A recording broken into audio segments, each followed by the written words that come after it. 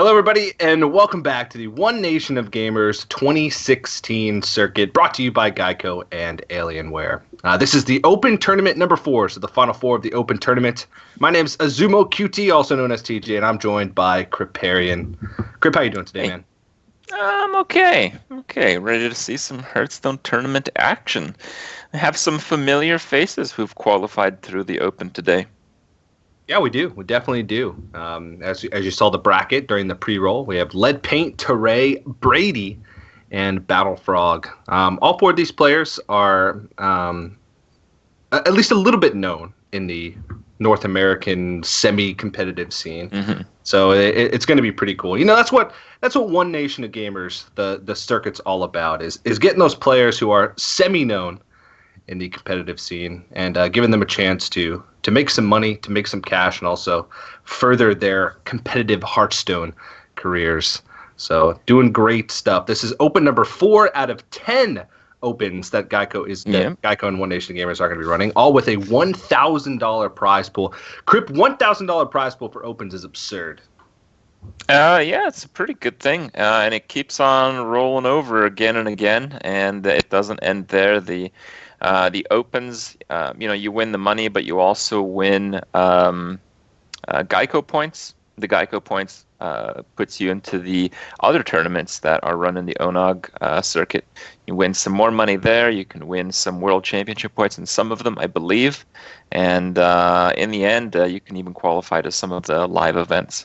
Mm-hmm. Yeah, live event being the grand finals at PAX Prime, which is all the winners of the feature tournaments and then the players with the most Geico points. That grand finals alone has a $25,000 prize pool, so it's going to be a great circuit. If you guys want to find out more information or if you want to sign up for the next Open, you can head over to geico.onog.gg, and you can be like these players too. When you sign up for the tournament, you also enter in to win an official Alienware PC. So make sure at some point during a break in the action, you guys head over to that website, check out some of the information, sign up for the giveaway, and all that good stuff. But let's start talking about the first matchup of the day. It is going to be Leadpaint versus Tarei. I mean, you talked about these players being semi-known. I think you're just kind of averaging it out. I think out of the 4 that we're going to see today, these 2 have seen some of the spotlight in some of the bigger tournaments out there. I met Leadpaint at one of the ESL events. I think he got absolutely crushed, but I think he played pretty well. Sometimes that does happen in Hearthstone. So, but he seemed like a really cool guy, and Tarei has done very well in the past. I think he's a notorious, exceptional ladder player, as well as doing quite well in some of the big tournaments. He made it quite far in the World Championship in 2014, I believe. I don't know quite how far he made it. I think he's definitely top 16, but I don't remember how far he got in after that. He made it top 8 in the Americas.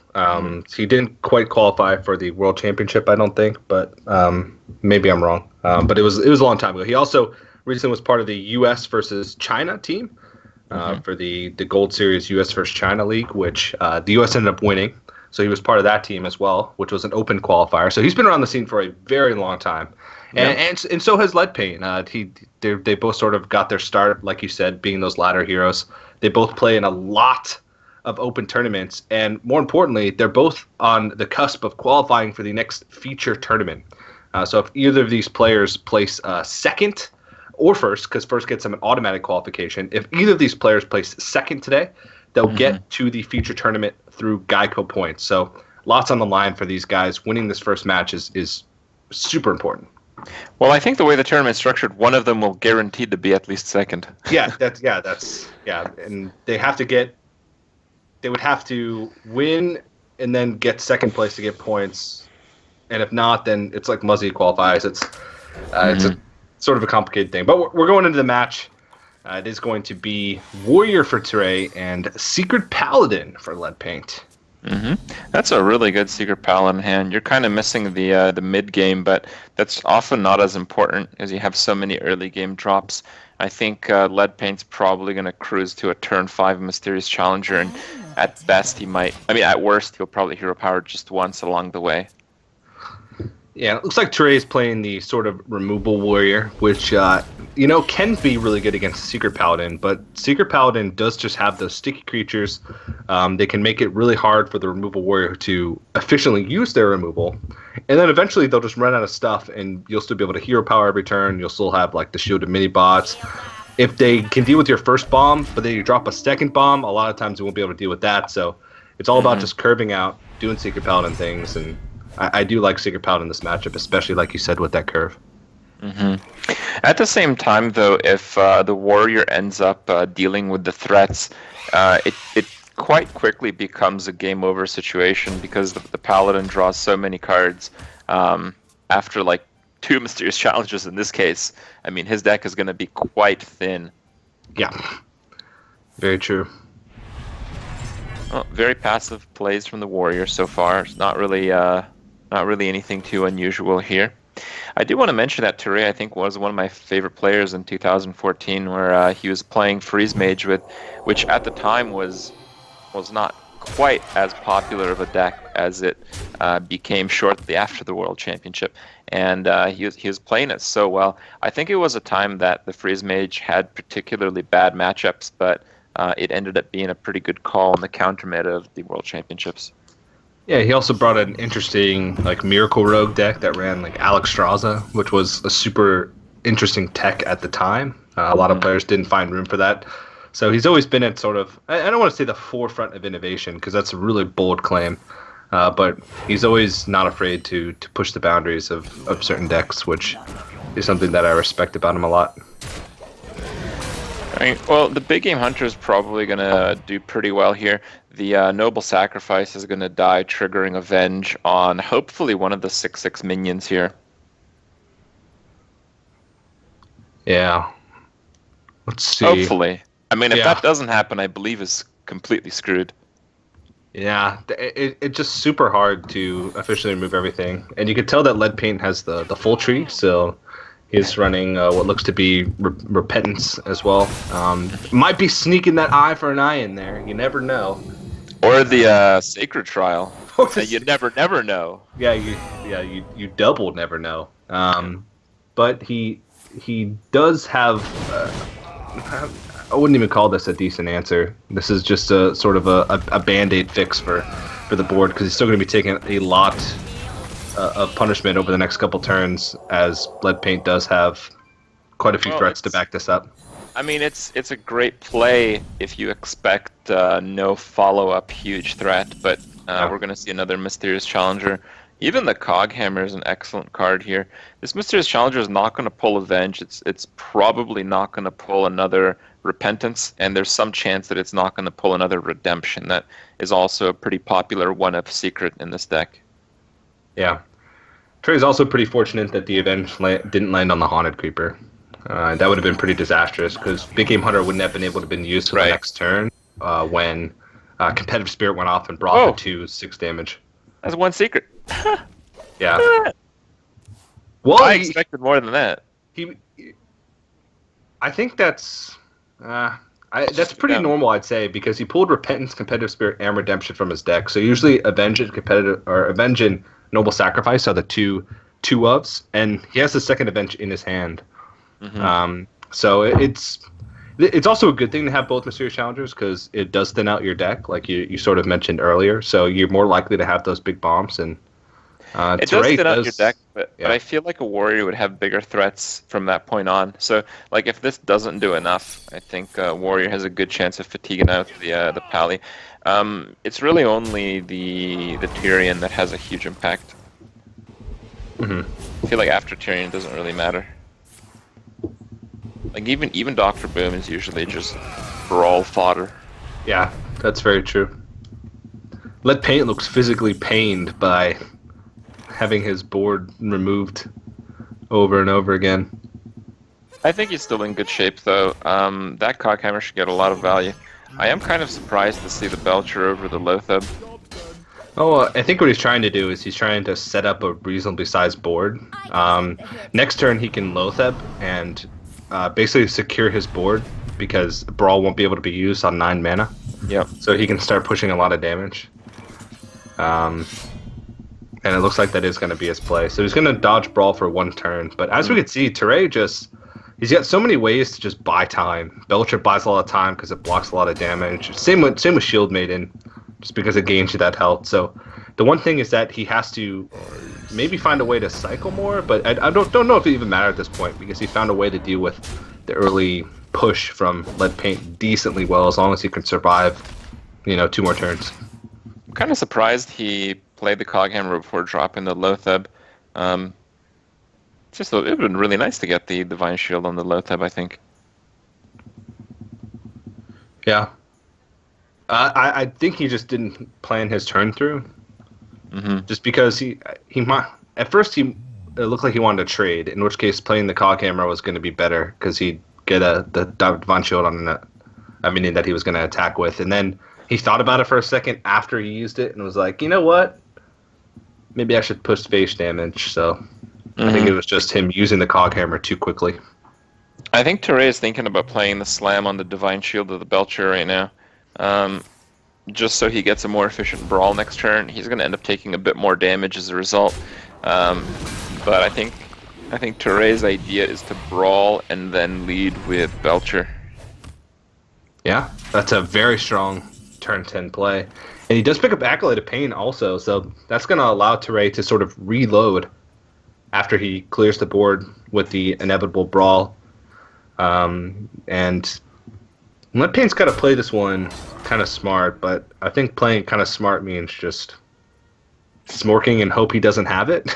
A lot of times that's your game plan as Secret Paladin. You can play a little bit passively, but the longer you wait to fill the board with your stuff, the more time you're giving the warrior to draw into what they need. So we'll see if Tarei is going to be able to stabilize after the Brawl. The thing is, when you see a card like Revenge, you kind of have to give credit for double Brawl. Revenge is like the third Brawl in a way. So, I mean, odds are pretty good that the warrior has a Brawl here. Even though the taunt is very valuable, I wouldn't blame him if he traded the 1/2 slime in and did not play a guy with his hero power. Okay, this works too. You're not really worried about taking too much damage because it's removal warrior, but maybe getting that slime out of the way is a good thing. Just because it means I think he intentionally did not attack with the creeper to put the warrior on 13 life to not lose to the second Revenge. Smart play. And that 2 damage Loatheb is actually the best target just because he gets the full value from Haunted Creeper and the full value from the Pilot Shredder. So he's got the maximum amount of power on the board that he could have had going into this turn, which is really important. Absolutely. I mean, he gave so much credit for Revenge, but now he can't give any credit for it. I think here he has to go all in. Yeah, I think so. It feels like Revenge would have been a more efficient clear last turn anyway. So at this point, I think you just have to go for it, especially since you have to play the Knife Juggler anyway. There's no point. You can't really put him down that far, but he is going to push in this damage, and Tarei is going to be down to 4 life. So we'll see if he can pick up something. Shield Slam's okay. It's not really. He needs to pick up something he needs to pick up another removal at least, like an execute another Shield Slam. It's better than a second Acolyte of Pain. And it looks like he is. He can Shield Slam the Loatheb, then play the Shield Maiden. He'd go up to 14 health, and he'd leave 7... 14. 11, 12, 13. Dead. Yeah. Okay. Yeah, he's dead. You're right. Well played. Yep. Yeah. Wow. Well played. Then Leadpaint gives the old seems good after he takes that game. But that was a much closer game than we thought it would be. I mean, initially it seemed like the Paladin had one of those hands that was almost completely unstoppable, and he didn't really win by that much. Also, just looking at the lineups, we're probably, I mean, if you're playing Secret Paladin, you're not really a player to bother about the meta, counter meta action. You're just bringing what you think's good. So most likely we're going to see an aggro shaman here, and I think in that case there's a reasonable chance of like a zoo warlock. So probably that warrior's not going to struggle too much to find a win out of those, but some of the other decks might. Notably, I think the druid will probably do quite poorly against both of those. Yep, druids can always just do druid things, though, so you can never really count them out fully in series. And your call was correct there, Crip. It looks like it is going to be a Zoo Warlock for Leadpaint, and Tarei once again is going to throw out the Control Warrior. Yeah, probably the best chance. Zoo Warlock, it's Zoo. I mean, you win by getting a really big board, and once you do, chipping away at your opponent. Most of the minions have strength in their health and death rattle effects rather than their attack and damage potential. So really, unless the warrior draws terribly, the set of board clears available are enough to deal with every card in the deck, just about. Yep.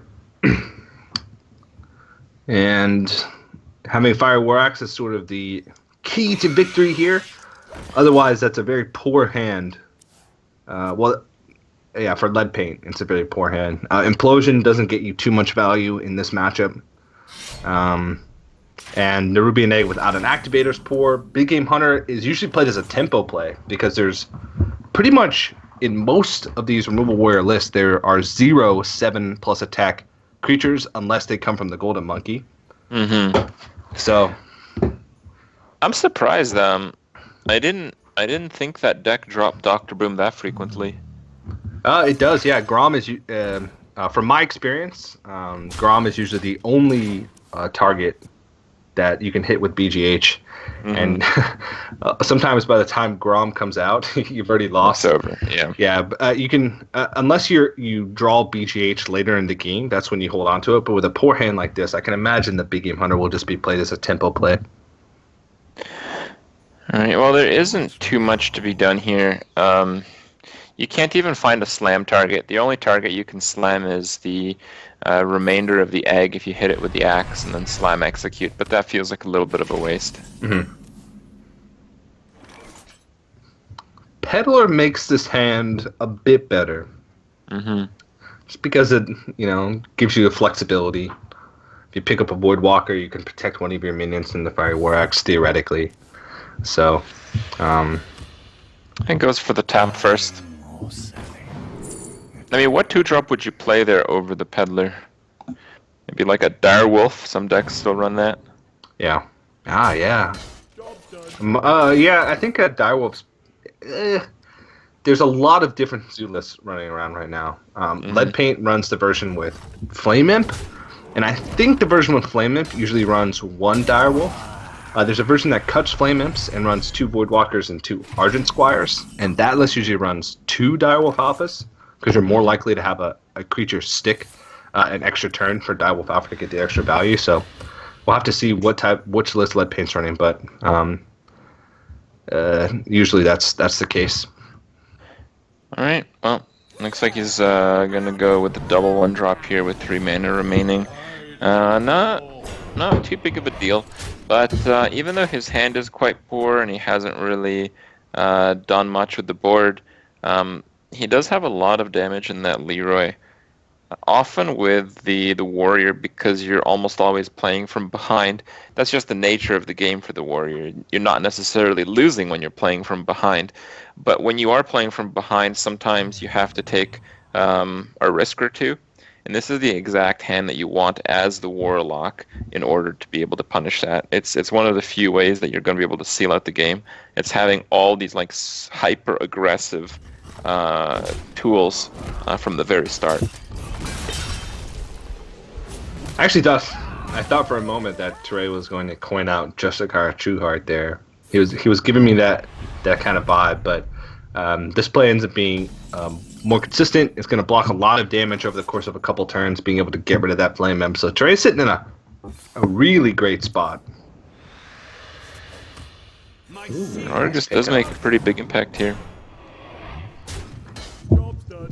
At the same time, though, you're probably not going to ever see a better spot for the Justicar. Yeah. There's minimal power on board. Getting the Justicar out early helps you reap the benefits later on. It makes Shield Slam more consistent because you can use it even if your armor's shipped away on most things that the Warlock can put out. So definitely like it going into this turn. You can actually Juggler here for free, but it looks like he's choosing not to. The Juggler reduces the mana cost of Giant by 1, and killing off the Spider reduces it by another 1 while not investing in mana. Yeah, the thing he wants to do here, though, I think, is play around Brawl as best as he possibly can. Yeah, so keeping the Creeper not popped and limiting that board size, like you said, seems like the right choice. Because this Warrior, that's one of the ways that you get punished very heavily as a Zoo in this matchup, is just overextending into Brawl. You just never want to overextend into Brawl, because it's so easy to play around. I think that's a point that's also easy to disagree with, because the minions are so low impact, and the Warrior's getting 4 life a turn at the very least with his hero power. It's hard to like balance that out. Like you still have to kill him, so you're kind of forced to overcommit at some stage. The difference between having no creatures on board and having 2 Spectral Spiders is actually bigger than a lot of people would expect, though. Mm-hmm. Just because that gives you a target for Defender Vargas, it gives you a target for Power Overwhelming to clear the board. Just being able to be proactive. Ooh, Dark Peddler. Can he get a 3rd Power Overwhelming? And then can he draw into his 4th Power Overwhelming? Yeah, the 2 Power Overwhelmings. He can. Okay. I mean, it's not like it's much of a choice. I mean, if you had like a 1-drop, you'd think about maybe picking, but those other 1-drop cards are terrible here. You got a game. Oh, no! You got to save that for surprise. Oh, the old turn 9. No, turn 10. Leroy quad power overwhelm and abusive. 24 damage. That would be. That's absurd. Well, if you're running 1 abusive, you're probably running 2, so I'm sure that's still possible. Yeah, I don't think there's a world where a Zoo Warlock wouldn't run 2 abusive sergeants. Alright. Well, with another egg here, you might actually just fill the board. This might be that time. Yeah. You can also trade in here in Implosion, because you're almost never going to find a better Implosion. Mm-hmm. But we'll see what he... Yeah. He gets the 4. But he only has room for 3. Oh no. At least those juggles get to go to face, which is actually pretty important. So the damage does matter a little bit. The difference between 3 and 4 was inconsequential there, though. But this is still a pretty good spot for Leadpaint here. Especially since he's never going to have to put him in revenge range. Because I think the play here from Tarei is to not remove anything off the board. I mean, if he just kills the Haunted Creeper right now, that's going to be so good. Because even though Leadpaint has all that burst, he can't actually use it. He can't play a minion. Yeah, but he's still going to be taking 8 damage. Wait. No, that's 10 damage a turn. He can negate 4 of it, so he's effectively taking 6. But... He needs to deal with that eventually. Maybe he can buy another turn to try and draw into something. He also is not afraid, but maybe a little bit reluctant to use the revenge, just because this might be one of those games where revenge is kind of a big deal later on. We know that it probably won't be, but he doesn't know that. And especially since he doesn't even have a Brawl, this is actually a really tough turn. Well, there's a good chance he's dead if he actually does use revenge, is the funny part. As Leroy becomes playable, I think with another damage draw, that might be it. Yeah. Oh wow. Yeah. So he's just gonna play creatures out, and I like this play because it means that next turn he's got more options as far as removing the board goes, and he's gonna give himself extra draws. Ooh, Gormok the Impaler. That's interesting. Just because a lot of times when you see you have to cut things somewhere. And he runs BGH, that probably means he doesn't run Bran. and he runs Gormok, so I'm leaning towards only one Sea Giant, but I think I'm not he's 2 quite off sure. lethal, by the way, if the juggle lands. Really That's that closer close? than you think, yeah. Leroy is 18, and he's got 10 if he suicides 1. And then the 1 juggle. That's 3 off. 3 off, yeah. Just gotta tap into that 4th He PO. could have actually top decked lethal if he drew the last Power Whelm. That would be something. But he's going to be able to Gormok here and push quite a bit of damage. So he's going to bring him ever closer, that combo range. And I'm curious if he's going to tap. He's actually getting really low. And it feels like he has the cards that he needs to win. So you don't want to get yourself too low. Well, Scrum is always a possibility. this is pretty poor right now. Yeah. I think first step here is probably cycle with the map. Because it's only 2 mana. Yeah. I was thinking you'd axe the 2/3, do the revenge now, even though it's not great. Do the execute.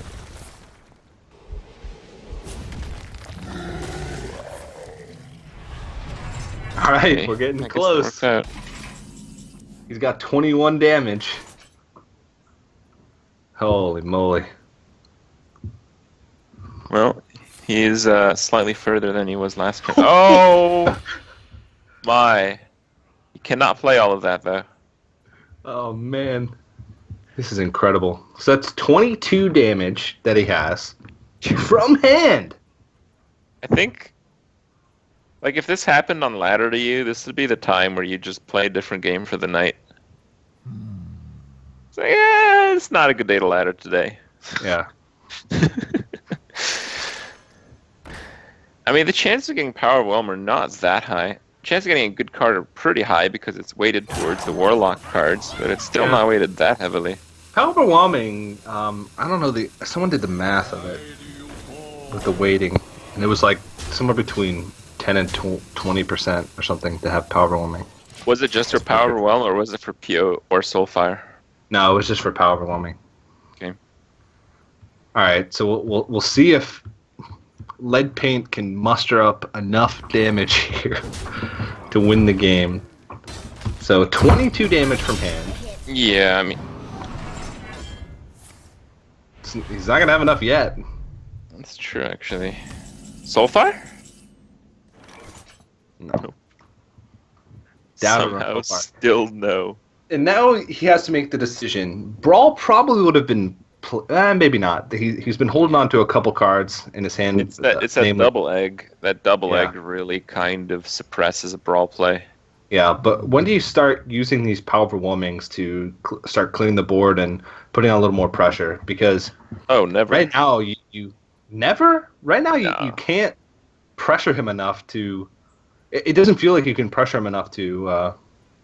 It's get like there. breaking your 4 of a kind. You got like 4 aces. You don't want to drop one on the floor. Yeah, but think of it this way: you use the power overwhelming to clear something off the board, and you leave 4 damage on the board. So you're using 4 damage to make 4 damage. Oh, 4. got another 4. All right. He doesn't have room. But we'll see if he can push through.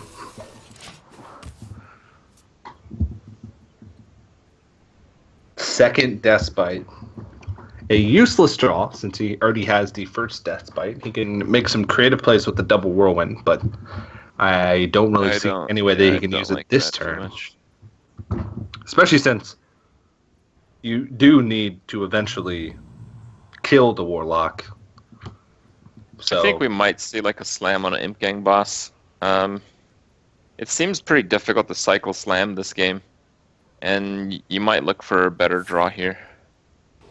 Whoa. I think he's dead now. 22 damage from hand with 7 damage on board. That's 29. He's at 27 health. Wow. That paint. Get Looks it. like it's gonna do it. The dream. Start the saxophone. Oh my goodness gracious. Alright, here comes Leroy. It's usually when you realize that you've died, but like... Tarei's mouth just opens ever so slightly. And he's going to see the 4 power overwhelmings. That is a 22-18 Leroy Jenkins. Cthulhu, move aside. Cthulhu can be bigger than that. He can. One day. True. One day. One day Cthulhu will be as big as that Leroy Jenkins. Alright, well, Leadpaint actually takes a pretty commanding lead here. I did think the Warrior had a pretty nice matchup. He still has a decent matchup against the Shaman, but I wasn't too optimistic about the other decks, and now Tarei has quite a mountain ahead of him here. The Shaman deck is one of those fairly notorious, kind of unreliable decks in terms of draw. It often will lose to itself by just drawing all spells in the early game, but to do that 3 times is probably not reality. Yeah. So, in honor of Leadpaint going up 2-0, I'm going to tell the story of how Leadpaint got his name. So, Leadpaint is an upstanding citizen of the state of Missouri in the United States of America. And as an upstanding citizen, he likes to volunteer at his local orphanage, to spend time with the kids and give them the feeling of like a father figure in their lives, One of the kids, for the sake of the story, we'll call him Bob, had a cat, okay? And the cat was nameless. It was a stray cat. The leader of the orphanage said the kid could have it and take care of it. But the cat kept getting sick. And Frank, being the, again, upstanding citizen that he is, went to the orphanage one day and was trying to figure out why the cat was getting sick. And Frank, earlier in his life, actually spent some time demolishing houses and knew as soon as he walked in the orphanage that he could smell the smell of lead. And so he came to the conclusion that the cat was getting poisoned from the lead paint on the walls. And he saved that cat's life. Yeah, he was licking the walls. And he saved that cat's life. And from that point on, that kid gave him the nickname Leadpaint. And since then, Leadpaint has been that kid's hero. And now he goes by Leadpaint. What an honor. What an honor. Stand-up guy. Alright. Well, one would disagree here. He is playing face shaman. It's a pretty degenerate thing to do. He's done his good deeds in the world. Really. He does not need to play honorable decks. But yeah, this matchup is decent for the Warrior, but Shamans can, blow them out of the game. If you don't draw into enough removal spells, and Tarei's hand right now is just not that good. He's got 1 weapon. He's got minimal armor gain with just the bash. No extra removal with execute. The bash is pretty good here. He can bash the Honda Creeper, basically clear the board. Yeah, he could do that. He could also just bash the Flametongue Totem to save himself from taking a little bit of extra damage. I'm not sure which is better. No, you have to bash the Haunted Creeper because you save 2 damage anyway, but with this play you clear the board, so you save 2 damage, but then you might save more because you don't have to revenge the next turn. Yeah. I just brawl. Okay. Oh, you can just brawl. Solutions are simpler. Yeah. He could get punished here. That's excellent. He could get punished. Yeah. I can't remember if the Haunted Creeper was played first. It was. Okay. So attacking it would be a really bad choice. Yeah. I was too busy telling my story. That's alright, you told it very well. Thank you. It wasn't my story, it was Leadpaint's story. Well, you are the storyteller. Maybe it's better that you tell it. Yeah. So Tarei's already at 16 life, and Leadpaint does have a decent amount of burst left. Well, he can do 9 right now, if he just wants to go for it. And that's with Crackle still left behind. Yeah. He definitely wants to make sure in this type of matchup, in most matchups, you want to make sure that you play creatures first, especially creatures that don't have charge first, because you'll always be able to use your spells later, but you'll never be able to use creatures for immediate damage later. So this is a sort of a mixture between the two. And he puts him down to 7 health. Now the revenge can be used. Double revenge. Oh man, That's a pretty big deal. I don't think he would double revenge. it's good though, just for clearing stuff in the future. He can bash in revenge this turn. Yeah, that's kind of what I was thinking. He could also double revenge. And No, be able to fit it bash in and the revenge arm would be up. bad because you take 2 dagger hits, right? Oh yeah. The best play would be to revenge the attack face with your weapon, or just revenge again. But I don't think you're going to be able to attack anything for a while, and then when you can probably just drop a Gorehell. Yeah. I'm actually surprised to see the second revenge played here. Yeah. The weapon, I don't think the weapon's going to get too much more value, but now Leadpaint's out of stuff. Mm-hmm. And Knife Trickle is stuff, but I don't know if it's enough stuff. Don't you wish you had a revenge here? Yeah, but I don't think it matters too much. Well, actually, yes it does. Yeah. Oh, now it doesn't. Because now It you kind can, of does. now you can bash and It execute. would have been yeah. You basically didn't have to burn and execute if you Yeah, but- used the weapon instead of revenge last turn. Yeah, it's true. But also, Leadpaint's out of cards. Mm-hmm. So you theoretically should be able to deal with every creature that he plays, and you should be able to armor up out of most bursts. The best draw on the deck for Leadpaint at this point would be either Ancestral Knowledge into Doomhammer or just Doomhammer. Oh, he's thinking about playing a minion here, and if he does, that revenge play is going to cost them. I think the revenge play basically costs them the tempo out on this minion. Alright, well, this is where the Shaman patiently tries to draw a series of direct damage spells, card draw, or Doomhammer. It's a fairly interesting game. It's basically like, rolling dice. Yeah, but at this point, Oh, Tarei Tarei rolls a 6. Look at that. Do you Yeah. have the artifact? definitely stabilized. Because now he can fit in an armor up this turn with the shield block, and then shield made the next turn, again with the armor up. So Tarei sequencing correctly, making sure that he fits in that armor up every single turn. Maximum amount of health gain. Very, very intelligently played. Yeah, I think you have to play the Trog, and if you play the Trog, you have to Lava Burst a 3/5, which is just a horrible feeling. Yeah. Oh, okay, he's trying to get a bigger one. It just feels like it's always going to...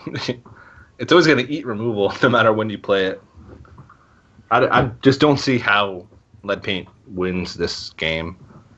He might be able to piece together Burst if Tarei doesn't draw into like Justicar, but it's going to be really tough because Tarei's already back up to 16 life. I also think Tarei might play a Grom here. He could. You put your opponent on a clock doing that, and especially since he has Gorehowl, which is basically just Burst for this type of deck. Yeah, I do like that play. He still gets to fit in the armor up. That might present a window, though. Maybe, no. Yeah, if you get a Doomhammer with like some card draw right after. Yeah, but now he's on a 2-turn clock, so...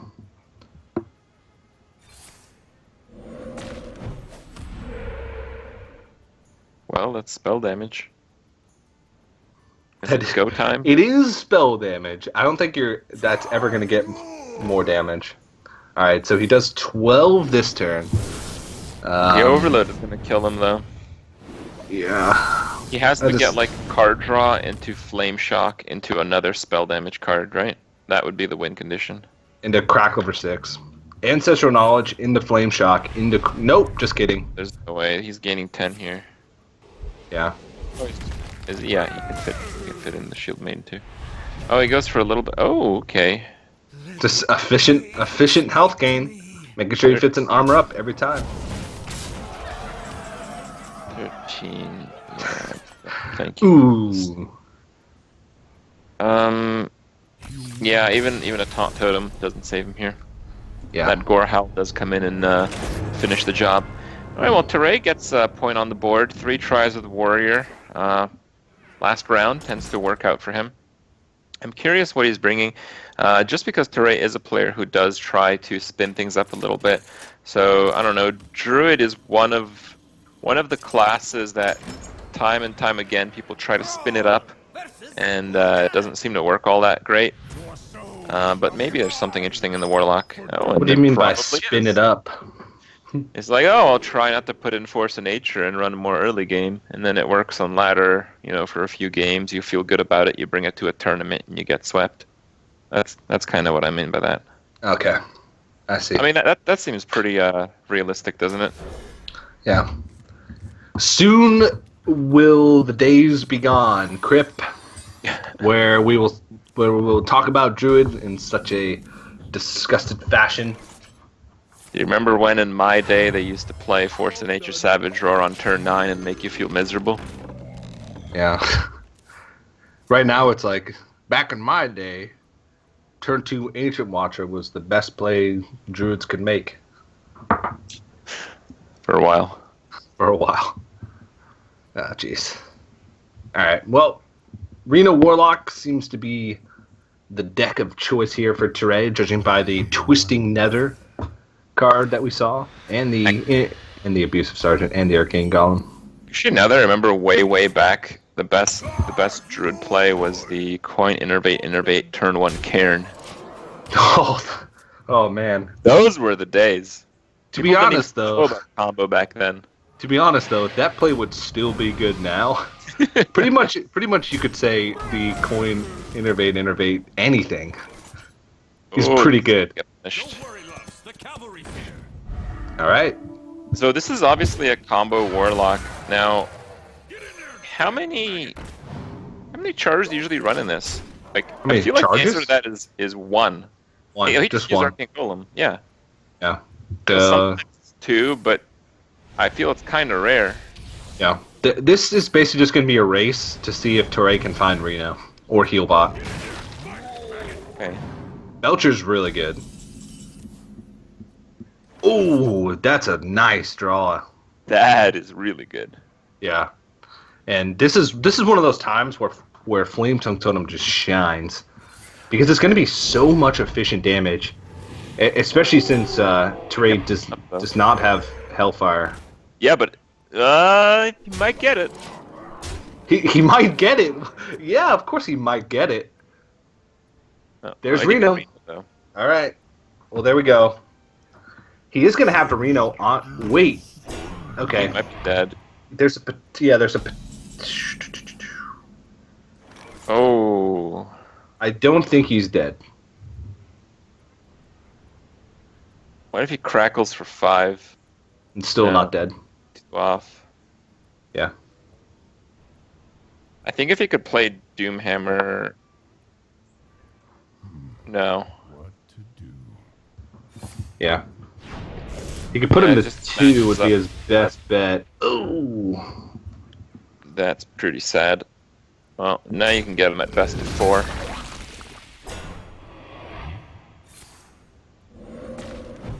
I'm sure that's what you do, though.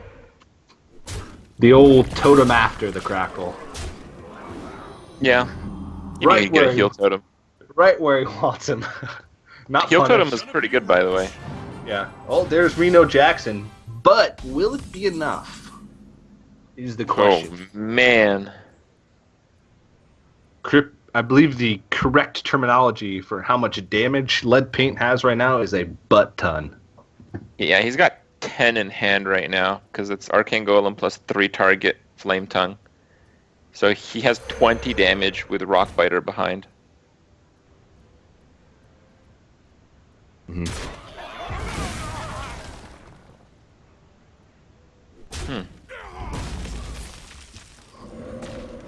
Well, I thought you might as well play the Arcane Golem there, but I guess not.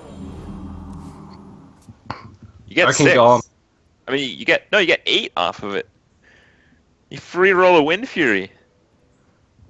Actually, I think he has lethal next turn. Because he's got 8.